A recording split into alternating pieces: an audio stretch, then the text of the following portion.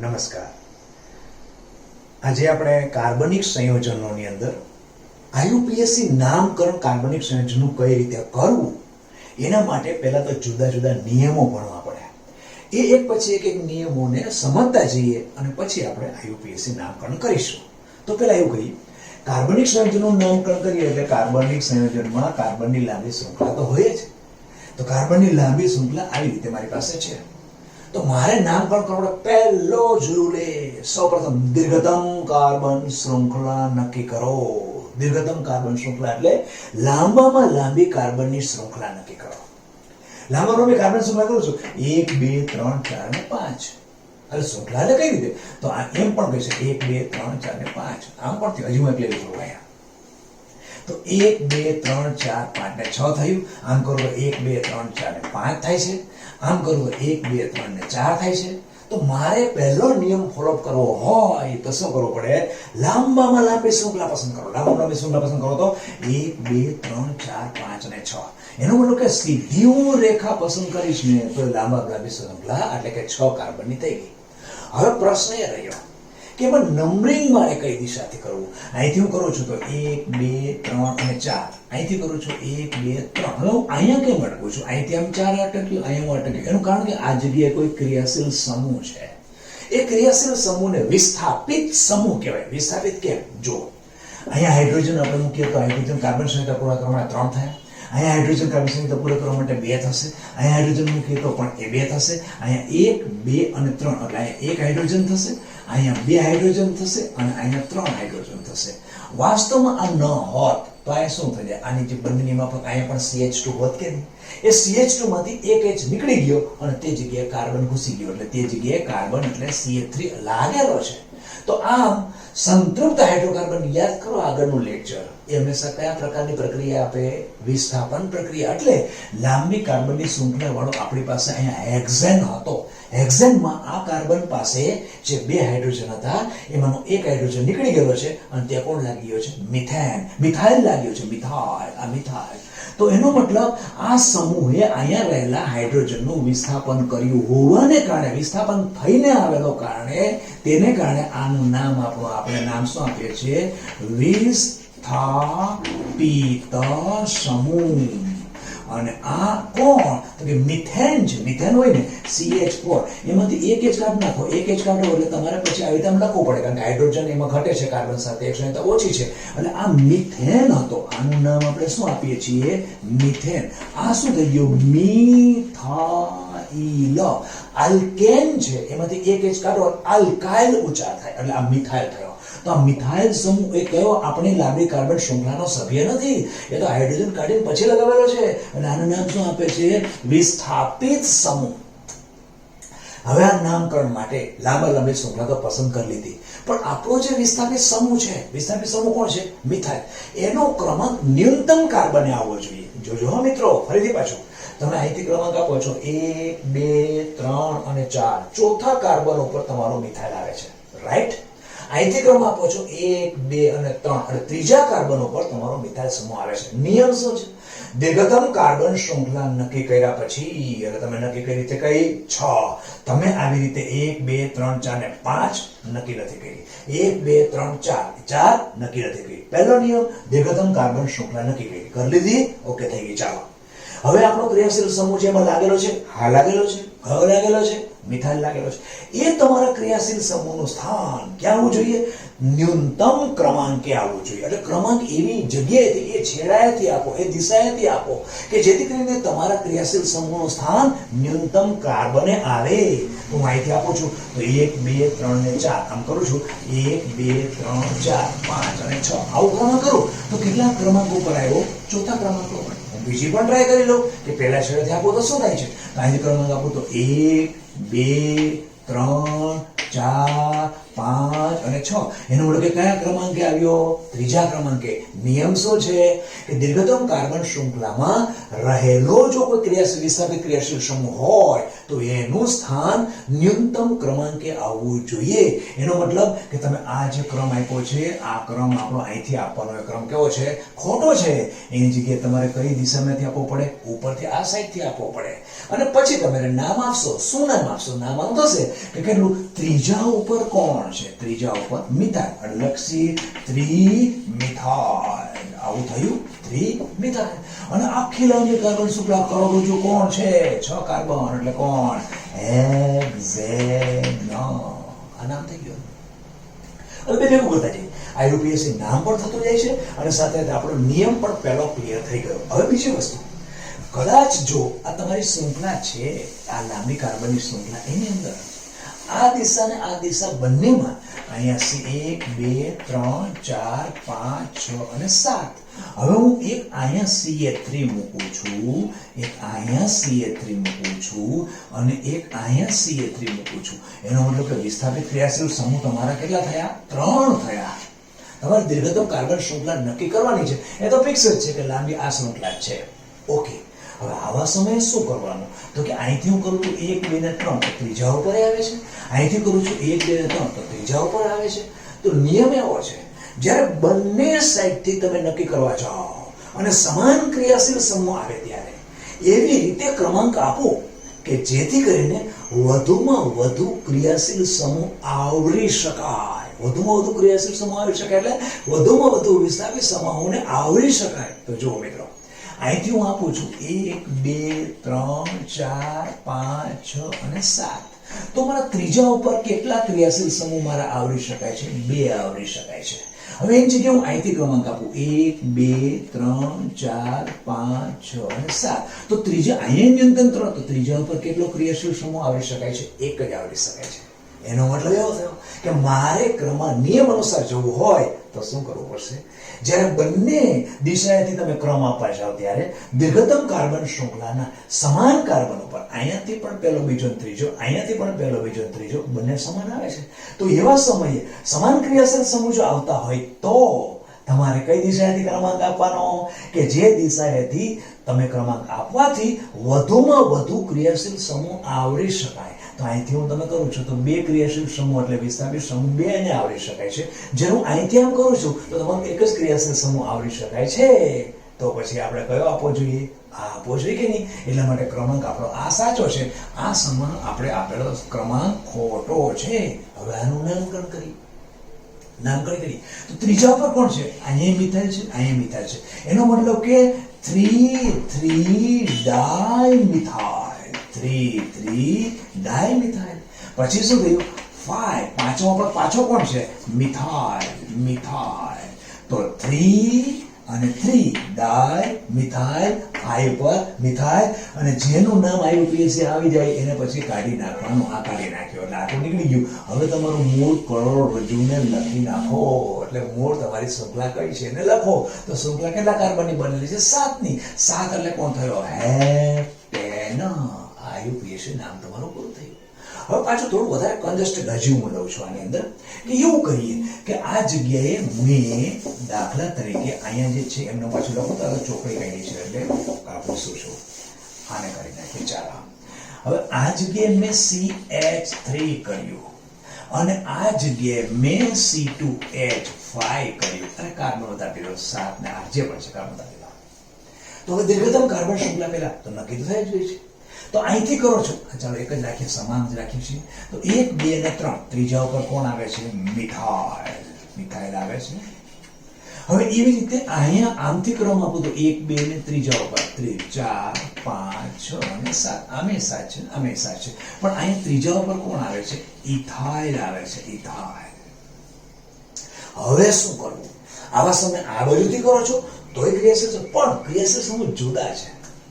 હવે જુદા છે તો જુદા માટે મારે આને ક્રમાંક આવે એવા સમયે અંગ્રેજીની બેટી આલ્ફાબેટી કરી એટલે કે ABCD પ્રમાણે જે મૂળાક્ષર પહેલો આવે એ મૂળાક્ષર કેવી રીતે લખશો? તો મિથાઇલ આને શું લખશો? મિથાઇલ. આ શું લખશો? ઇથાઇલ. ઇથાઇલ. તો ABCD પ્રમાણે એમ આનો પહેલો મૂળાક્ષર થયો, આનો મૂળાક્ષર થયો ઈ. તો ABCD માં પહેલો ક્રમ કોનો આવે? ઈ નો આવે. ઈ આવે એટલે તમારે પહેલો ન્યૂનતમ ક્રમાંક એને આપવાનો. ફરીથી આવું ક્યારે થાય? સમાન ક્રમાંકે ક્રિયાશીલ સમૂહ જે સમાન તમારા વિસ્તારિત સમૂહ જુદા જુદા હોય તો એવા સમયે શું કરશો? ત્યારે આલ્ફાબેટિકલી લઈ લો. આલ્ફાબેટિકલી લો એટલે એને તમે કયો ઉચ્ચાર કરો છો? ઇથાઇલ. આને કયો ઉચ્ચાર કરો છો? મિથાઇલ. તો ઇથાઇલનો ઈ થયો, મિથાઇલનો એમ થયો. તો એબીસીડી આપણે એબીસીડી આવડી જતો હોય તો આવડે ને એબીસીડી આવડે તો આ ઇથાઇલનો ઈ પહેલા આવે એનો મતલબ આપણો ક્રમ આ સાચો છે. આ ક્રમ આપણો સાચો નથી. તો નામ શું લખશું? આ જગ્યાએ ઇથાઇલ લખ્યું એટલે ત્રીજા ઉપર કોણ છે? ઇથાઇલ. તો શું થયું? 3 ઇથાઇલ. આવું થયું. એના પછી 4 અને 5. પાંચમા પર કોણ છે? તો 5 મિથાઇલ. 5 મિથાઇલ. અને આ નીકળી ગયું, આ નીકળી ગયું. હવે આપણે કરોડરજ્જુ લખી નાખો એટલે આપણે લાંબી દીર્ઘતમ કાર્બન શૃંખલા લખી નાખો તો શું પામશે? હેપ્ટેન. હવે પાછું એવું થાય કદાચ આ જગ્યાએ મેં આમ CH3 કર્યું, આ CH3 કર્યું. જોજો પાછું હું લઉં છું આને પાછું કોસીને CH3 લખીએ, અહીંયા C2H5 લખીએ, ખાલી મેં ઉમેરો કર્યો છે. આ જગ્યાએ શું કરું છું? C2H5. આ જગ્યાએ કોણ છે? CH3. હવે શું કરવું? અહીંથી આમ જોશો તો 1 2 ને 3 ત્રીજા ઉપર રાખે છે. અહીં કરો તો આ પણ ત્રીજા ઉપર આવે છે. પણ હવે આમ જાઓ તો આ વધી જાય છે, આમ જાઓ તો આ વધી જાય. આપણે આલ્ફાબેટિકલી લઈએ તો પણ એક બીજો પ્રશ્ન થાય છે કે અહીંયા 3 અને 4 આ ત્રીજા ઉપર, આ અને 2 ઉપર ડાઈ મિથાઇલ આવે કે નહીં? ડાઈ મિથાઇલ. તો ડાઈ નો તો ડી આવે, ડી પછી તમારો ઇથાઇલ આવે. એવું થાય કે નહીં? ઇથાઇલ. એટલે પ્રશ્ન શું થાય કે અહીંયા આના 2 સંખ્યા છે. 2 સંખ્યા એટલે શું થશે? ડાઈ. ડાઈમાં કોણ આવે? ડી આવે કે નહીં? અને બીજો સામે કોણ છે? ઇથાઇલ. તો એ ડાઈ ટ્રાઈને ગણવાના નહીં. ડ્રાય ટાઈની ગણતરીમાં એબીસીડી માં થતી નથી. એટલે અહીંયા ડાય ના આવે, આ સીધો મિથાઇલ જ આવે. તો મિથાઇલ નો તો કેવો થાય? એમ થાય. તો આપણા માટે ફરીથી પાછું એક જૂનો આવી ગયો. ઇથાઇલ અને મિથાઇલની સરખામણી થાય. તમારે ડાય ટ્રાયને એબીસીડી માં ગણવાના નહીં. એટલે આપણે ક્રમાંક આ રીતે આપવાનો છે. તો ક્રમાંક લખીશ, નામ પણ શું લખશું? કેટલા ઉપર? 3 ઇથાઇલ. 3 ઇથાઇલ એટલે આ નીકળી ગયો. એના પછી 4 5 ચોથા ઉપર મિથાઇલ છે અને પાંચમા ઉપર પણ મિથાઇલ છે. એટલે શું થશે? 4 5 ડાઈ મિથાઇલ.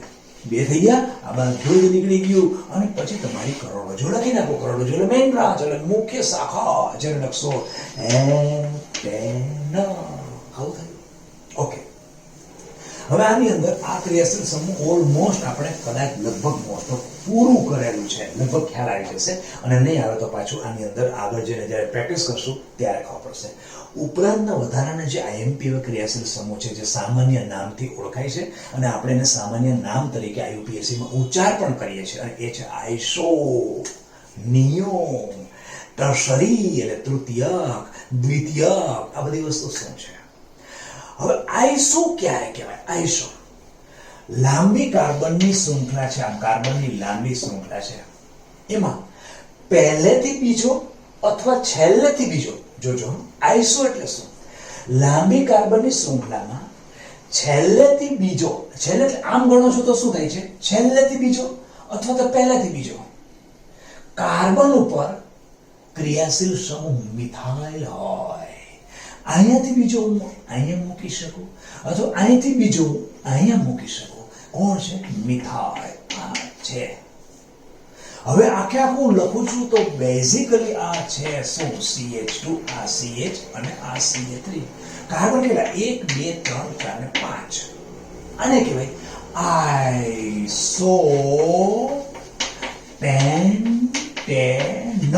આઇસોપેન્ટેન. હજી ક્રિયાશીલ સમૂહ નથી. હા, આઇસોપેન્ટેન લીધેલો છે. જેમ કે મિથાઇલ લીધેલો છે, જેમ કે ઇથેન લીધેલો છે. હવે આ જગ્યાએ મિથેન લઉં તો શું થાય? CH4. ઇથેન લઉં તો શું થાય? CH3CH2. પ્રોપેન લઉં તો શું થાય? CH3 CH2 CH3. જેવી રીતે મેં આલ્કેન લીધેલો છે એવી રીતે મેં આ એક પ્રકારનો આલ્કેન લીધો છે. આલ્કેનનું સામાન્ય એક નામ લીધું છે આઇસોપેન્ટેન. હું 4 કાર્બન કરું, 1 2 3 અને પછી હું આમ કરું છું CH3. તો અહીંયા જગ્યાએ CH3 આવશે, અહીંયા CH આવશે, અહીંયા CH3 આવશે. આ શું થયું? આઇસોબ્યુટેન. કેમ? તો કે કાર્બન કેટલા છે? 4. આ જગ્યાએ કાર્બન કેટલા હતા? 5 છે ને? 5 1 2 3 4 ને 5. 1 2 3 4 આ 4 છે. આઇસોબ્યુટેન. આ શું થયું? આઇસોબ્યુટેન. આ કોણ છે? આઇસોપેન્ટેન. ઓકે મિત્રો, આટલો ખ્યાલ આવી ગયો. આઇસો એટલે પહેલેથી બીજું અથવા છેલ્લેથી આગળનું જે કાર્બન છે એની સાથે મિથાઇલ સમૂહ જોડાયેલો હોય આવા સંયોજનને આપણે આઈસો કહીએ છીએ. અને ટોટલ કાર્બનની સંખ્યા તમે ગણી નાખો અને ગણ્યું તો મને ખબર પડી 5 થાય છે, એટલા માટે છેલ્લેથી બીજા ઉપર છે એટલે મેં આઈસો લગાડ્યું. અહીંયા મેં ટોટલ ગણ્યું તો છેલ્લેથી બીજું આમ ગણું કે પહેલેથી બીજું ગણું, સીએથી તમારો છે ટોટલ કાર્બન થઈ ગયા 4 એટલે મેં થઈ ગયું બ્યુટેન. બ્યુટેનની આગળ મેં પૂર્વક લગાવી દીધો શું તો કે આઈસો. હવે આ સમૂહ વર્તે ક્યારે, સમૂહ ક્યારે થાય તો છેલ્લો જે ધ્યાન રાખજો, છેલ્લો જે કાર્બન છે એમાંથી એક નીકળી જાય એટલે મારે અહીંયા લીટો કરવો પડે. જેમ કે આને હું પછી સમજાવું, પહેલા સમજો. જ્યારે મિથેનમાંથી એક H નીકળી જાય ત્યારે મારે શું કરવું પડે, CH3 આમ લીટો હકીકત પાછળ આગળ કરાય તો આમ થઈ ગયું. એમ કેમ કહ્યું, કારણ કે એકમાં એક કાર્બન હવે ઓછો, એ કાર્બન સાથે હાઇડ્રોજનની સંખ્યા ઓછી છે અને જરૂર છે એ સક્રિય થઈ ગયો. એ અત્યારે સ્થાયી સંયોજન નથી, એ ક્રિયાશીલ સમૂહ છે. જેને તમે કોણ નામ આપતા હતા તો મિથેન હતો, તો શું નામ આપ્યું, મિથાઇલ. એવી રીતે બીજામાં કરીએ, આ 3 અહીંયા છે તો આમાંથી એક H નીકળી જાય અને આમ થાય તો આ સમૂહ તમારો શું બની ગયો, ઇથેન હતો, ઇથાઇલ થયો કે. એવી રીતે CH3 આ C2 આ છે તો આમાંથી એક નીકળી ગયો તો આ શું થઈ ગયું, પ્રોપાઇલ. આવું થયું. તો જો તમે તમારા નોર્મલ આલ્કેનના IUPAC નામમાંથી એક H કાઢો છો તો આલ્કેનનું આલ્કાઇલમાં રૂપાંતર, methane, methyl, ethane, ethyl, propane, propyl. તો એ જ તમે એક સામાન્ય નામ લઈને આવો છો. એમાં આગળ આઈસો લાગેલું છે, બીજું કે હાથી ઘોડો નથી. એમાંથી તમે હાઇડ્રોજન કાઢી નાખો તો એને જે N હતું એ થઈ જાય આયન. કોઈ મોટી વસ્તુ નથી. તો આ વસ્તુ શું થઈ ગયું, આઈસો પેન્ટેન હતું એની જગ્યાએ શું થઈ જાય, આઈસો પેન્ટાઇલ. અત્યારે જે હાલમાં છે એ. તો પછી નીચે કરીએ તો એમાં એ જ વસ્તુ લાગે જે તમે પહેલામાંથી એક કાઢીને તમે આલ્કેનમાંથી શું કરતા હતા, આલ્કાઇલ કરતા હતા. તો તમારા આ નામ સામાન્ય નામ isopentane, isobutyl, isohexane ને બધા છે. અરે પણ કઈ રીતે કરવા, એના માટે મેં તમને સિમ્પલ રીતે આપી દીધી, પહેલેથી બીજો અથવા તો છેલ્લેથી બીજો. પણ એ તમે અહીંથી જેમ કાઢતા હતા એમાં આને કાઢી નાખો, કાંઈ નથી મિત્રો, આમ કરી નાખ્યું. હવે શું થઈ ગયું, એ તમારો આલ્કેન નથી. જે રીતે મિથેનમાંથી એક નીકળો આલ્કેન નથી, આલ્કાઇલ થઈ ગયો. એવી રીતે આ પણ તમારો આલ્કેન થોડો છે, હવે શું થઈ ગયો, આલ્કાઇલ થઈ ગયો. તો આનું નામ શું, જે આઈસો બ્યુટેન હતો એની જગ્યાએ બ્યુટાઇલ. હવે એ સ્થાયી નથી, ક્રિયાશીલ સમૂહ છે. એક હાઇડ્રોજન નીકળી ગયેલો છે, ક્રિયાશીલ સમૂહ છે. ઓકે, હવે વધારાનું કે જાણીએ તો પ્રોપાઇલ ની અંદર કરીએ તો એક CH3 CH2 અને CH3. હવે અહીંયા છેલ્લેથી આગળ આઈસો પ્રોપાઇલ છેલ્લેથી હું આગળ જોડવા જાઉં તો પછી એ થઈ શું જાય, તો બ્યુટાઇલ થઈ જાય, આઈસો બ્યુટાઇલ. આ એક અપવાદ છે, એને બહુ ઊંડાણમાં પછી ક્યારેક કોઈ લેક્ચર અંદર જાણીશું, અથવા તો હું એને JEE ને નીટની જે આની અંદર ઓર્ગેનિક જનરલ ઓર્ગેનિક કેમિસ્ટ્રી છે એની અંદર હું ચર્ચા કરીશ. એટલે ખાલી અત્યારે ખાલી આપવાદ રૂપે યાદ રાખી લો. CH3 હું અહીંયા રાખું છું અને અહીંયા એક H કાઢી અને આનું નામ શું છે, આઈસો, 3 કાર્બન છે એટલે પ્રોપાઇલ. આને આપણે JEE ને નીટનું GOG છે, GOC નો મારો વિડિયો જે છે એની અંદર ડિસ્કશન સારી રીતે થશે. એની અંદર બહુ વ્યવસ્થિત, કારણ કે અત્યારે જશું તો આપણો ગેમનું લેસન પાછળ અટકી જશે. એટલે આને ખાલી અપવાદ રાખી લો. બાકી તમને મિત્રો આવડી ગયું કે નહીં કે આઈસો કેવો એટલે શું છે. હવે વધારે થોડું ઊંડાણમાં જઈએ. આઈસો આપણે ખ્યાલ આવી ગયો. આઈસોમાં ધ્યાન રાખજો, જે જોઈન્ટ છે ત્યાંથી નથી કાઢતા, અહીંથી કાઢો છો. હવે હું શું કરું છું, પાછો આમનામ જ કરી નાખું છું. આ CH3 કરી નાખું, પાછું આને CH3 કરી નાખું છું. હવે જે કાર્બન અહીંયા H જોડાયેલો છે ને, આ H અહીંથી હું એક H ઓછો કરી નાખું. જો તો નામ તો શું હતું, આઈસોપેન્ટેન એ હતું ને, એ હવે તમારું નીકળી જાય, આઈસો નીકળી જાય.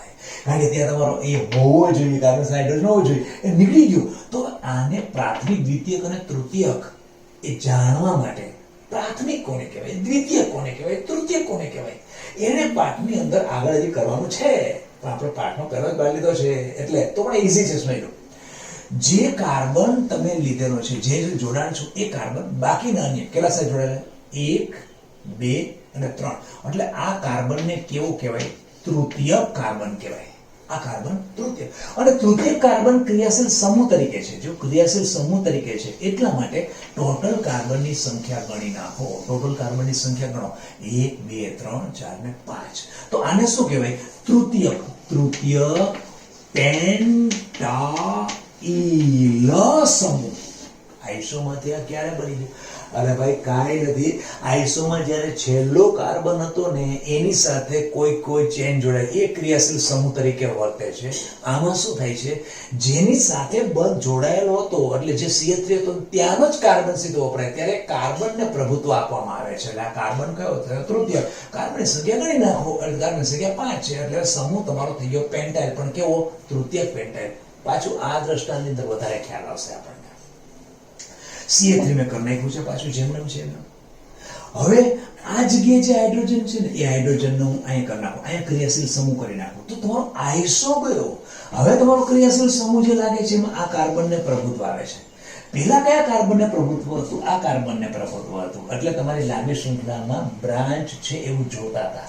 અત્યારે શું છે? આ જ ક્રિયાશીલ સમૂહ છે તો એ કાર્બનને પ્રભુત્વ આપવું પડે. એ કાર્બન કયો છે? એ કાર્બન બાકીના ને કેટલા કાર્બન સાથે જોડાયેલા છે?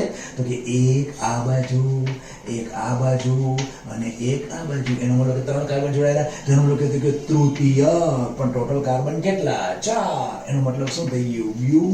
બ્યુટાઇલ. તૃતીયક બ્યુટાઇલ. હવે એક રહ્યો નિયો. હવે નિયો એટલે છે શું? નિયો એટલે જે આઈસો છે એ જ સેમ ટુ સેમ આઈસો છે. જેમ કરું છું 1 2 3 4 આવી રીતે કર્યું મેં. હવે એક કાર્બન હું અહીંયા મૂકી દઉં છું CH3. આ બધા CH3 છે. આ CH3 છે. આ CH3 છે. આ CH3 છે. અહીંયા CH છે. આ CH3 છે. તો આ આપણો અત્યારે કયો છે? આઈસો સ્વરૂપ છે. કયો આઈસો છે? 1 2 3 4 ને 5 પેન્ટેન છે. ઓકે. હવે આ CH3 ને અહીંથી હું કાઢું. આ CH2 છે ને અહીંથી કાઢી નાખું. આ કાઢી નાખું અને એને ઉપર મૂકી દઉં CH3. તો અહીંથી ગણો તો છેલ્લેથી બીજો, અહીંથી ગણો તો પણ છેલ્લેથી બીજો. છેલ્લેથી બીજા ઉપર 2 આવે છે કારણ કે ધ્યાનમાં કાઢ નાખવો પડે. 2 આવે. આને કહેવાય નિયો. તો નિયો પણ કેવો? તો કાર્બનની સંખ્યા પૂરી ગણી નાખો. બીજું દ્રષ્ટાંત લો ખ્યાલ આવશે ના. કાર્બન કેટલી છે? 1 2 3 4 ને 5. Neo pentane.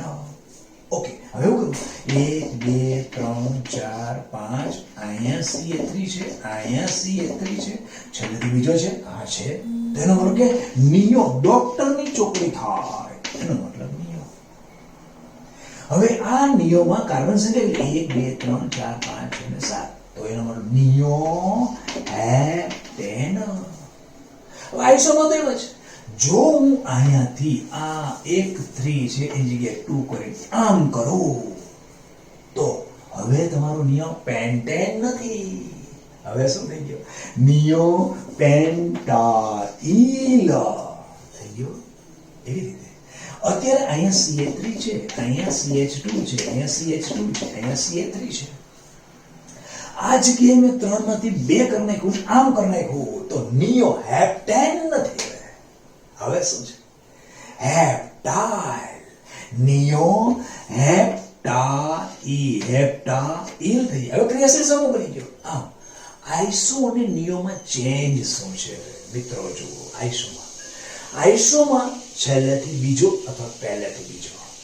નિયોમાં પણ શું? છેલ્લેથી બીજો અથવા પહેલેથી બીજો. પણ આઈસો અને નિયોમાં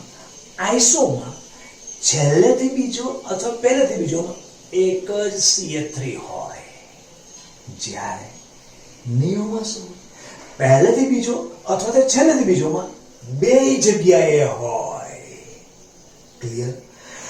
આઈસોમાં તમે છેલ્લેથી બીજો જે લગાડ્યો એની પાસે એ જ છે એટલે તમે એને કાઢી નાખો, જોઈન્ટ કરી દો ત્યારે એ આઈસો ન રહેતા તૃતીયક બની જાય.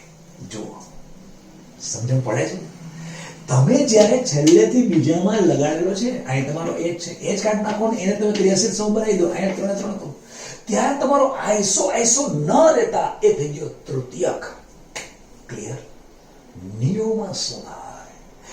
અહીંયાથી તમે આ જોઈન્ટ કર્યું, અહીંથી જોઈન્ટ કર્યું, છેલ્લેથી બીજો અથવા તો પહેલેથી બીજો ઉપર એક છે, નીચે એક છે. એ કાર્બન પાસે H જ નથી. એ કોઈ દિવસ આગળ તૃતીયક ચતુર્થકમાં જાય નહીં, જાય જ નહીં ને. એ કાર્બનની સંખ્યા પૂરી થઈ ગઈ. અહીંયા C3, અહીંયા C. આની પાસે H જ ન હોય એટલે આ નિયો વાળો આ કાર્બન થી કોઈ દિવસ ક્રિયાશીલ સમૂહ, બીજો કાર્બનની લાંબી શૃંખલા આનાથી કોઈ દિવસ જોડી શકાતી નથી. જ્યારે અહીંયા એક H હતો તેથી આઈસોનું રૂપાંતર શેમાં થઈ ગયું? તૃતીયકમાં થઈ ગયું. નિયોનું રૂપાંતર નિયો સિવાય આગળ ક્યાંય થાય નહીં. આઈસોનું રૂપાંતર તૃતીયકમાં ક્યારે થાય? જે જગ્યાએ તમારો C3 જોડાયેલો છે એની પાસેનો H નીકળી જાય અને એ લાંબી શૃંખલા જોડાઈ જાય ત્યારે તમારો સમૂહ જ રહીએ, પણ કયો થઈ જાય? એ તૃતીય થઈ જાય. જો ત્યાંનો H એમને રાખો અને છેલ્લું કાર્બન હતો એની સાથે એ H નીકળી અને તે જોડાઈ જાય તો તમારો એ થઈ જાય આઈસો. કાર્બનની સંખ્યા તમારો બ્યુટેન હોય તો બ્યુટેન જ રહે, બ્યુટેન હોય તો એમાં બ્યુટાઇલ થાય. પહેલામાં તૃતીયક બ્યુટાઇલ થાય. અહીંથી જોડો છો તો એ શું બનશે? તૃતીયકની જગ્યા આઈસો બ્યુટાઇલ થશે. અહીંથી જોડશો તો તમારું શું બની જશે? તૃતીયક બ્યુટાઇલ બની જશે. જો કાર્બન 4 હશે તો એટલે તમે 4 છે કે નહીં?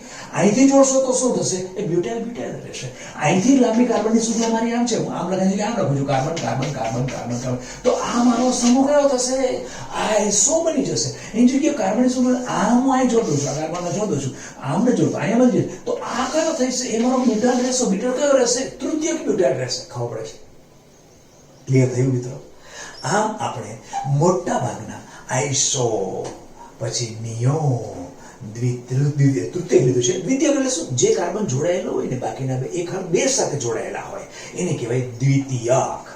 જેમ કે અહીં તમે કાર્બન અને કાર્બન કાર્બન આયનને જો કાર્બનની લાંબી જોડ નાખી તો આમાં કેવો થયો? દ્વિતીયક કહેવાય. અપદ્રુપ ખાલી યાદ રાખજો, આઇસોપ્રોપાઇલને અપદ્રુપ યાદ રાખજો. આઈયુપીએસસી નામકરણની અંદર હજી આપણે આગળ જવાનું છે, પણ એ દરમિયાન હું એક સિરીઝ તમને લખાવી દઉં. એ સિરીઝ છે ને એક કરતા વધારે કાર્બનને કઈ નહીં, ચાલો લખાવાનું પછી રાખીશું. એક સિસ્ટમ તમે યાદ રાખજો, જે હું સિસ્ટમ તમે બોલું છું. આના પછીના લેક્ચરની અંદર આપણે એ થોડું કદાચ લેવાનું થાય કે એના પછીના લાસ્ટ લેક્ચરમાં પણ લેવાનું થાય. હવે શું કરું? શાખામાં શાખા એવા પ્રકારનું નામ લેશું આપણે. પછી એક કરતા વધારે ક્રિયાશીલ સમૂહ જોડાયેલા હોય ત્યારે શું કરવું? એક કરતા વધારે ક્રિયાશીલ સમૂહ એટલે ક્લોરોપણ હોય, OH હોય, દ્વિબંધ હોય, ત્રિબંધ હોય, સિરેબલ હોય છે, બધા પેલા હોય. તો એવા સમયે કેને વધુ ક્યાંથી આપણે ક્રમ આપવો? જેમ કે જસ્ટ ઇન્ડિયા આપી દઉં તમને 1 2 3 4 5 અને સિરેબલ H છે, અહીંયા પાછો કાર્બન, અહીંયા પાછો કાર્બન, અહીંયા પાછો કાર્બન, અહીંયા Ca3 છે, અહીંયા OH છે, અહીંયા દ્વિબંધ છે, આ જગ્યાએ NH2 છે, આ જગ્યાએ Cl છે. કેટલા ક્રિયાશીલ સમૂહ? Cl છે, OH છે, Na2 છે, Ca3 છે, દ્વિબંધ છે અને COH છે. આ વખતે શું કરવું? આ વખતે સિસ્ટમ છે એક આખી, અને એ સિસ્ટમ તમને બોલું છું, એ સિસ્ટમ આમાં સાઈનો R, એ સિસ્ટમ આમાં સાઈનો R. પછી બીજો અડધો ભાગ છે, કહો એમાં triple double NO2 XOR R. કયું? એ બધું તમને હું આગળ સિસ્ટમ બનાવી દઈશ. એ તમારી પાસે સિસ્ટમ હોય તરત જ તમે લખી નાખો. નો ડાઉટ કે દર વર્ષે CBSE પ્રમાણે કે બુક બદલે છે ત્યારે ક્રમ થોડા ઘણા ઉલટા સુલટા થાય છે. અત્યારની જે આપણે લાસ્ટ આવેલું છે NCERT બુકની અંદર જે આપેલું છે એ બેઝથી હું તમને એનો ક્રમ લખાવી દઈશ. ક્રમથી તમે સહેલાઈથી નામકરણ કરી શકશો, એટલું ઇઝી છે. અને પછી અહીંયા શાખા હોય, આ શાખા 1 2 ને 3 છે, પાછું અહીંયા Ca3 છે, પાછું અહીંયા Ca3 છે. તો આના નામકરણ કઈ રીતે કરવા? એ નામકરણ આખું લખી અને પછી એનું નામકરણ કઈ રીતે કરશું એને આના પછીના વિડિયો લેક્ચરની અંદર જોઈશું. તો આજે આપણે આ લેક્ચરને અહીંયા સ્ટોપ કરીએ અને વધુ આવતા અંકે ફરીથી મળીશું. નમસ્કાર.